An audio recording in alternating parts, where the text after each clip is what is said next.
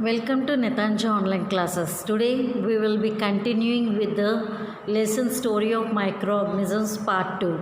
In the previous video classes you have listened to fermentation. Fermentation అంటే ఏంటో మీరు విన్నారు. ఓకే, సో లాక్టోబాసిల్లస్ అనే ఒక ఆర్గనిజం గురించి మీరు తెలుసుకున్నారు, ఈస్ట్ అనే ఒక ఆర్గనిజం గురించి మీరు తెలుసుకున్నారు. And in this lesson they are telling that there are more other microorganisms which are useful to our human beings. ఇంకా చాలా ఈస్ట్ మనకు ఉపయోగపడుతుంది. ఎందుకు? బేకరీకి కానీ లేదా వైన్ తయారు చేయడానికి కానీ ఆల్కహాల్ తయారు చేయడానికి ఉపయోగపడుతుంది. లేదు అదర్ లాక్టోబాసిల్లస్ పెరుగు ద్వారా మనకి ప్రోటీన్స్ ఎనర్జీ ఇవ్వడానికి ఉపయోగపడుతుంది. ఇప్పుడు ఈ కొన్ని microorganisms as a medicine they are useful to us. మందుల రూపంలో కొన్ని మైక్రో ఆర్గనిజమ్స్ మనకు ఉపయోగపడతాయి. See here, I'll just read the paragraph, listen to me. Medicinal use of microorganisms. Sometimes when we fall ill, get injured or need to undergo an operation, doctor prescribes some medicines that kill the bacteria involved. So what they are telling అంటే మనకి జలుబు చేసినప్పుడు లేదా జ్వరాలు వచ్చినప్పుడు ఇంకేమైనా problems health problems వచ్చినప్పుడు డాక్టర్కి వెళ్తే డాక్టర్ రాసిస్తారు పలానా ట్యాబ్లెట్ అని సిరప్ అని మెడిసిన్స్ రాసిస్తారు. ఆ మెడిసిన్స్ని మనం ఏమని పిలుస్తాం? We call them as antibiotics. ఏమని పిలుస్తాము? We call them as antibiotics. So, such medicines are called antibiotics. These medicines are produced by growing specific microorganisms. ఈ యాంటీబయాటిక్స్ అనేవి మరొక మైక్రో ఆర్గనిజమ్స్ నుంచి తయారు చేయబడినవి. ఒక మైక్రో ఆర్గనిజం ద్వారా మనకి జబ్బు కలిగితే ఇంకొక మైక్రో ఆర్గనిజం ద్వారా దాన్ని చంపగలుగుతారు. I mean one micro organism is harmful. ఒక పురుగు మనకి హాని చేస్తే అదే ఇంకొక వేరే రకం పురుగు ద్వారా మందును కనిపెట్టి మళ్ళీ మనకి ఏ హాని అయితే కలిగిందో దాన్ని తగ్గిస్తారు. సో ఇప్పుడు ఫర్ ఎగ్జాంపుల్ మన ప్రజెంట్ సిచ్యువేషన్ కరోనా దేనివల్ల మనకు వచ్చింది? వైరస్. ఆ వైరస్ కూడా ఎలా పాస్ అవుతుంది? జలుబు దగ్గు ద్వారా ఉమ్ము ద్వారా పాస్ అవుతుంది. సో ఇలా పాస్ అవుతున్నప్పుడు ఈ కరోనాను చంపడానికి కూడా ఇంకొక పురుగు ద్వారా ఎలా తగ్గుతుంది అని చూస్తున్నారు. అంటే ఏ జీవి వల్ల ఈ కరోనా అనేది చచ్చిపోతుందో ఎక్స్పెరిమెంట్లు చేస్తున్నారు. ఇంకా కనిపెట్టే లాస్ట్ స్టేజ్లో ఉన్నారు. Okay, now let's come back to our lesson. Nowadays see these are antibiotics. We have told nowadays a number of antibiotics like penicillin, tetracycline, streptomycin and erythromycin are being produced. Antibiotics help in curing many diseases. వీటిని మందులు అంటే కొన్ని రకాల antibiotics మనకి examples ఏం చెప్తున్నారు ఇక్కడ? Penicillin, tetracycline, streptomycin, erythromycin. ఇవి యాంటీబయాటిక్స్కి కొన్ని ఎగ్జాంపుల్స్. చాలా యాంటీబయాటిక్స్ ఉంటాయి. మనకి ఇచ్చిన 4 ఎగ్జాంపుల్స్ అన్నమాట.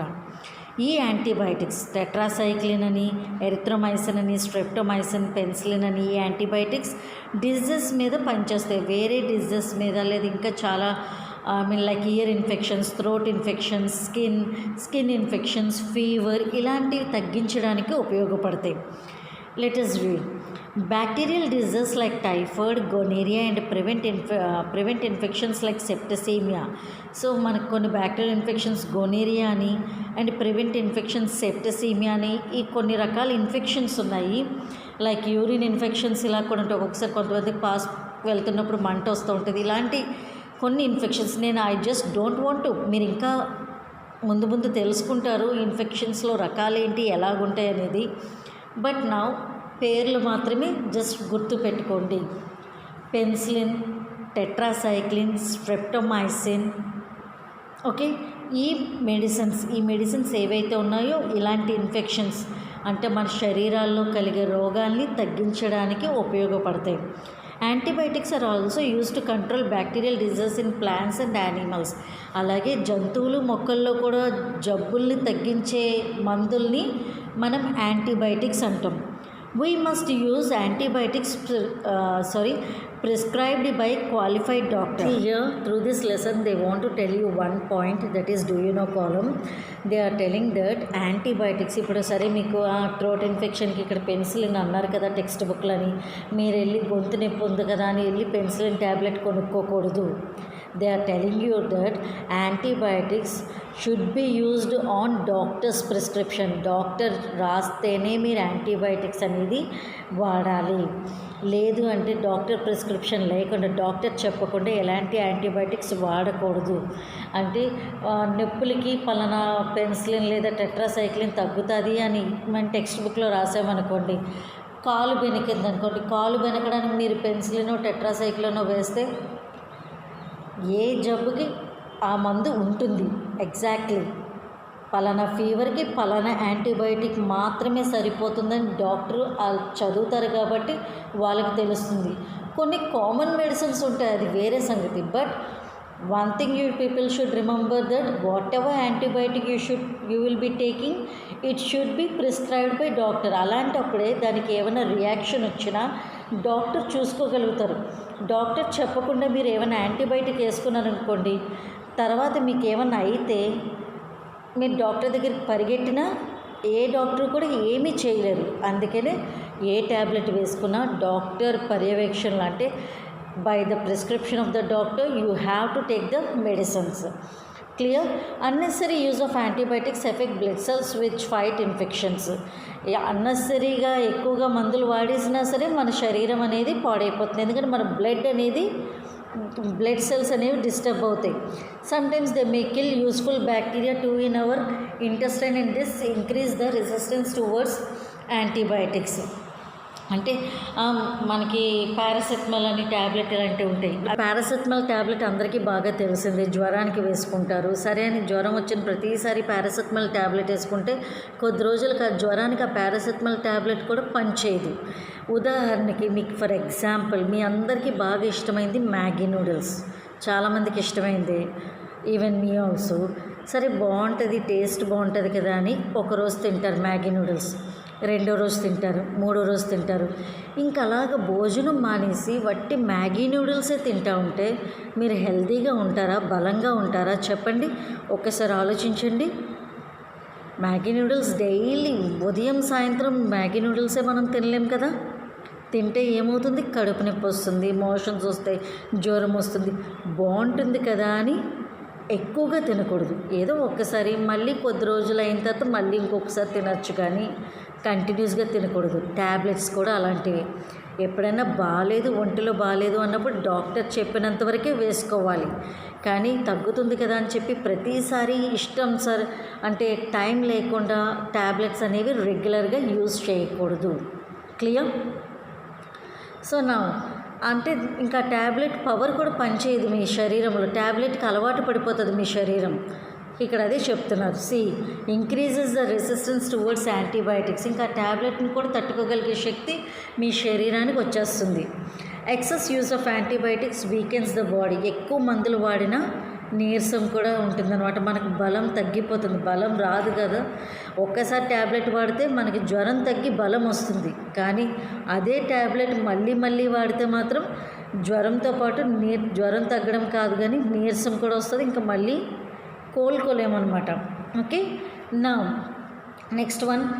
Next topic is the story of discovery of antibiotic penicillin. మనం వాడే మందుల్ని యాంటీబయాటిక్స్ అంటాము. ఈ యాంటీబయాటిక్స్ కూడా పురుగుల నుంచి తయారు చేయబడ్డది, సూక్ష్మజీవులు. They are prepared from micro organisms.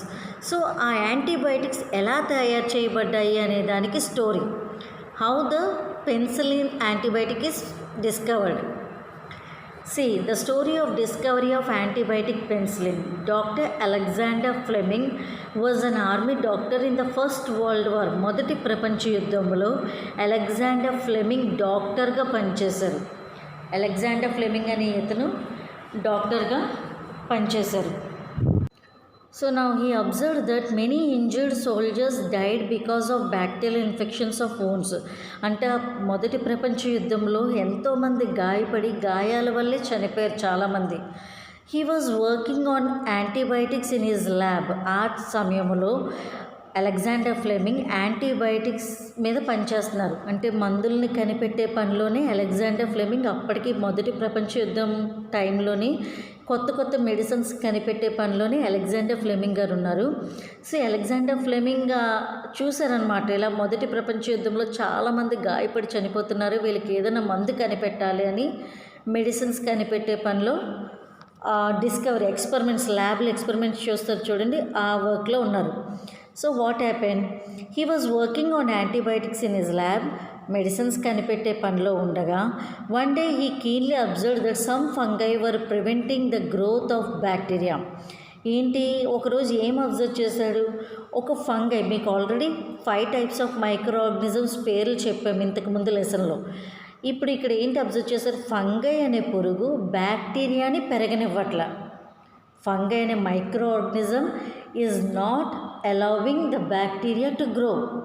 Okay, now in which he was growing bacterial colonies. అంటే బ్యాక్టీరియా పెంచే కాలనీలో అనుకోకుండా ఫంగై అనేది వచ్చింది. బ్రెడ్ లేదా కుళ్ళిపోయిన కూరగాయలు ఏమన్నా ఉంటే తినే పదార్థాల మీద బూజు వస్తుంది చూడండి, దట్ ఈస్ ఫంగై. ఇక్కడ బ్రెడ్ మీద చూడండి, బ్రెడ్ అంతా గాలికి వదిలేస్తే ఎలా బూజు పట్టేస్తుంది, this is nothing but fungi. This fungi అంటే అలెగ్జాండర్ ఫ్లెమింగ్ తన ల్యాబ్లో బ్యాక్టీరియాని పెంచుతుండగా అక్కడ ఫంగై అనేది వచ్చింది. ఈ ఫంగై రావడం వల్ల అక్కడ తను పెంచే బ్యాక్టీరియా చనిపోయింది. So what happened, he separated the substance released by the fungus and tested it on some other disease causing bacteria. So అతను ఇమీడియట్గా ఏం చేశాడు, అక్కడ పెరుగుతున్న ఫంగై ఏదైతే ఉందో ఆ ఫంగైని తీసుకుని మళ్ళీ ఇంకొక బ్యాక్టీరియా మీద పెట్టి చూశాడు. This substance also killed many other disease causing bacteria. అప్పుడు అక్కడున్న బ్యాక్టీరియాని కూడా ఫంగై చంపేసింది. So the mould or fungus separated was identified as Penicillium notatum. సో అతను చూసిన ఫంగస్ ఏంటది, Penicillium notatum. Micro organism name, antibiotic మందు పేరు కాదు, పెన్సిలియం నొటాటమ్. సపరేటెడ్ ఏ ఫంగస్ అయితే అలెగ్జాండర్ ఫ్లెమింగ్ కనిపెట్టారో దాని పేరు వచ్చి పెన్సిలియం నొటాటమ్. Okay, which was produced by fungus Penicillium is named as penicillin. అంటే ఈ పెన్సిలియం నొటాటమ్ అనే పురుగు నుంచి వచ్చిన పదార్థాన్ని పెన్సిలిన్ అంటారు. దీన్ని చాలామంది జ్వరాలకి లేదా ఇన్ఫెక్షన్స్కి మందు కింద కూడా వాడతారు. I hope you are understanding. Alexander Fleming is ల్యాబ్లో వర్క్ చేస్తున్నారు, ల్యాబ్లో బ్యాక్టీరియాని పెంచే పనిలో ఉన్నారు. అప్పుడు అక్కడ ఒక ఫంగై పెరగడంతో ఆ ఫంగై వల్ల బ్యాక్టీరియా అనేది పెరగలేకపోయింది. సో ఓకే, ఈ ఫంగై ఏదైతే ఉందో బ్యాక్టీరియాని చంపడానికి ఉపయోగపడుతుంది అని టెస్ట్ చేశారు అలెగ్జాండర్ ఫ్లెమింగ్. సో ఫంగస్ పేరు కూడా ఐడెంటిఫై చేశారు. ఆ ఫంగస్ ఏంటి, ఏ ఫంగస్ అయితే బ్యాక్టీరియాని చంపుతుందో ఫంగస్ పేరు Penicillium notatum. So Penicillium notatum micro ఆర్గనిజంలో ఏ పదార్థం అయితే బ్యాక్టీరియాని చంపుతుందో ఆ పదార్థానికి ఏం పేరు పెట్టారు, penicillin. Okay, Penicillium notatum is the name of the micro organism and the substance released by Penicillium notatum is penicillin.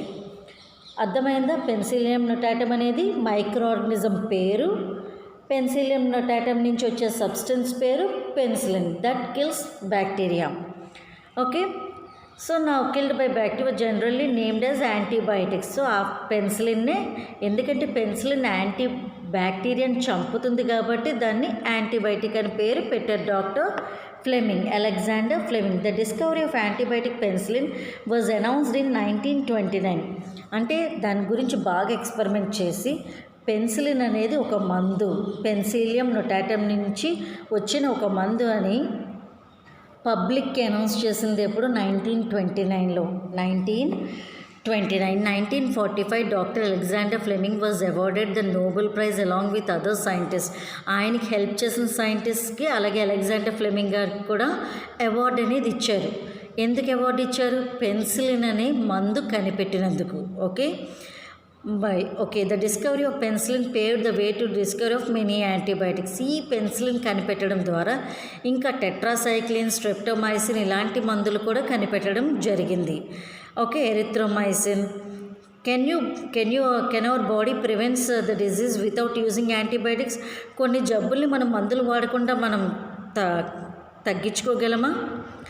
They are just questioning you. కొన్ని జబ్బులకి మందులు కంపల్సరీగా వాడాలి, ఆ మందులనే యాంటీబయాటిక్స్.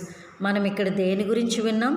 పెన్సిలిన్ అనే యాంటీబయాటిక్ ఎలా కనిపెట్టబడ్డది అని.